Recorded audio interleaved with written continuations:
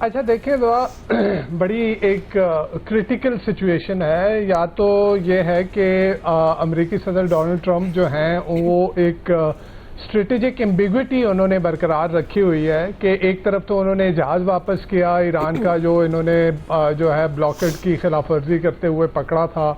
تو ایک اچھا کانفیڈنس بلڈنگ میئر تھا. لیکن اس کے ساتھ ساتھ جو ہے انہوں نے آپریشن فریڈم جو لانچ کیا، تو دیکھا جائے تو ایران نے اسٹریٹ آف ہرمز کا جس طرح سے اس کو بلاک کیا ہوا ہے، اور یہ ایران کی طرف سے کہا جا رہا ہے کہ یہ جو ہے امریکہ کا یہ آپریشن جو ہے یہ سیز فائر کی وائلیشن ہوگی. جو سیز فائر جو ہے وہ پریزیڈنٹ ٹرمپ نے ایکسٹینڈ کیا تھا اور انڈیفینیٹلی جو ہے وہ ایکسٹینڈ کیا تھا. تو اگر تو پروپوزل دونوں طرف سے ایکسچینج ہو رہے ہیں، ایران نے اپنا پروپوزل دیا اور پھر اس کے اوپر امریکہ کا جواب جو ہے وہ ایران کو موصول ہوا، تو جب اگر بات چیت ہو رہی ہے تو پھر اس طرح کی ایسکلیٹری جو موو ہیں ان کا کیا مقصد ہے؟ تو وہ یعنی ٹرمپ کی جو اسٹریٹجی ہے شاید وہ ایک ایمبیگوٹی جو ہے وہ برقرار رکھنا چاہ رہے ہیں. یا تو ایک جو سینیریو ہے وہ یہ ہے کہ ہر دو اطراف ایران ہو یا امریکہ ہو وہ پوزیشن آف اسٹرینتھ سے جو ہے وہ مذاکرات کی طرف آنا چاہ رہے ہیں. وہ یہ نہیں دکھانا چاہ رہے کہ وہ کمزور ہوئے یا ان کے پاس آپشن نہیں ہے. دیکھا جائے تو پریزیڈنٹ ٹرمپ نے ابھی تک کے جتنے بھی آپشن انہوں نے یوز کیے ہیں ایران کے خلاف، وہ ملٹری آپشن تھا یا وہ بلاکڈ انہوں نے جس طرح سے ایرانین پورٹ کا کیا تھا، تو وہ ان سارے آپشن سے وہ ایران کی جو ول کو جو ہے اس کو پاسداران انقلاب کی ول کو جو ہے وہ توڑ نہیں سکے. یہ موو جو ہے میرے خیال میں جو خطرناک اس وجہ سے ہے. میں آپ کو اگر پیچھے لے چلوں 1964 کی طرف، جو گلف آف ٹونکن کا جو کرائسس تھا، وہاں پہ امریکہ نے ویتنام کی جنگ کے دوران امریکہ نے جس طرح سے ایک ایکسکیوز کریٹ کیا اس وقت کے امریکی جہازوں کے اوپر جو ہے وہ اٹیک کیا گیا، اور اس کے بعد جو ہے امریکی کانگریس نے جو ہے وہ اپروول بھی دے دی ملٹری انٹرونشن کی. آلدو کے بعد میں جو ہے وہ یہ چیز ثابت ہوئی کہ کوئی جو ہے وہ ویتنام کی طرف سے، ساؤتھ ویتنامیز کی طرف سے کوئی جو ہے وہ اٹیک نہیں ہوا تھا امریکی جہازوں پہ. لیکن اس سے ایسکلیشن ہوئی اور اس وقت کے امریکی صدر نے جو ہے وہ امریکی جو مداخلت تھی اس کو فردر ایسکلیٹ کیا اور جنگ کی طرف چلے گئے. تو ایسی سچویشن میں بہت خطرناک ہوتا ہے. ابھی ٹرمپ نے امریکی قانون کے مطابق جو ہے آپ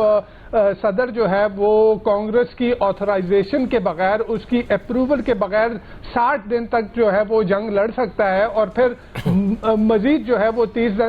دن تک ایکسٹینڈ ہوتی ہے. لیکن وہ 30 دن جو ہے وہ ٹروپ پل آؤٹ کے لیے ایکسٹینڈ ہوتی ہے. تو یہ تو 28 فروری سے دیکھیں تو وہ 28 اپریل تک تو وہ 2 مہینے پورے ہو گئے، اور ٹرمپ نے جو ہے وہ کانگریس کو یہ کہہ بھی دیا کہ جو ہاسٹیلیٹیز ہیں وہ ختم ہو گئی ہیں. اب اگر اس طرح کی کوئی سچویشن، کیا ٹرمپ کے ذہن میں یہ ہے کہ کوئی اس طرح کی سچویشن جیسے ایران کی طرف سے کہا گیا کہ جی ہم نے امریکن وارشپ کے اوپر جو ہے وہ میزائل داغے ہیں، اگر اس طرح کا سینیریو بنا کے وہ کانگریس کے سامنے لے کے جاتے ہیں کہ جی امریکی جہازوں کے اوپر اٹیک ہوا ہے، اور جو گلف آف ٹونکن کا جو انسیڈنٹ تھا اسی قسم کا ایک انسیڈنٹ کریٹ کر کے کانگریس سے اپروول لی جاتی ہے فردر ایسکلیشن کی. بیکاز یہ چیز تو تھی کہ جس وقت جو پہلا سیز فائر کیا گیا اس وقت امریکی بوکھلائے ہوئے تھے، بیکاز امریکیوں کو جو ہے اس قسم کے ریٹیلیشن کی ایران کی طرف سے جو ہے وہ توقع نہیں تھی. ابھی ریسنٹلی جو ہے رپورٹس آئی ہیں کہ کس طرح سے امریکی بیسز کو 8 خلیجی ممالک میں امریکی بیسز کو کس طرح سے تاک کے جو ہے ایران نے نشانہ بنایا، اور ان میں سے کچھ بیسز جو ہیں وہ یوزیبل ہی نہیں رہیں، اور کہیں پہ جو ہے بہت اسٹریٹجک نوعیت کے ملٹری ہارڈ ویئر جو ہے اس کو ٹارگٹ کیا گیا. تو وہ شاید وہ ایک پاز چاہ رہا تھا پریزیڈنٹ ٹرمپ. لیکن دوسری طرف یہ بھی ہے کہ پریزیڈنٹ ٹرمپ نے آگے جو ہے وہ چائنا کا وزٹ کرنا ہے، अगर देखा जाए तो ये जो स्ट्रेट ऑफ हुर्मुज है इसके ऊपर डिपेंडेंट कौन सी इकोनॉमीज हैं, तो सबसे ज्यादा इसके ऊपर डिपेंडेंट जो है वो चाइना है, इसके ऊपर जापान है, इसके ऊपर साउथ कोरिया है, इसके ऊपर इंडिया है। तो अगर वो चाइना जा रहा है तो चाइना जाने से पहले मेरे ख्याल में उसकी कोशिश ये होगी, अगेन अगर उसके माइंड में कुछ और नहीं चल रहा, जैसे मैंने कहा अभी तक तो वो स्ट्रेटेजिक एम्बिग्विटी उसने बरकरार रखी हुई है, वो अपने कार्ड जो है वो नहीं दिखा रहा, लेकिन फिर भी मैं ये कहूंगा कि हॉस्टिलिटीज की या जंग की तरफ दोबारा जाने का मेरा नहीं ख्याल के चांस हो सकता है, क्योंकि एक ऐसी जंग जो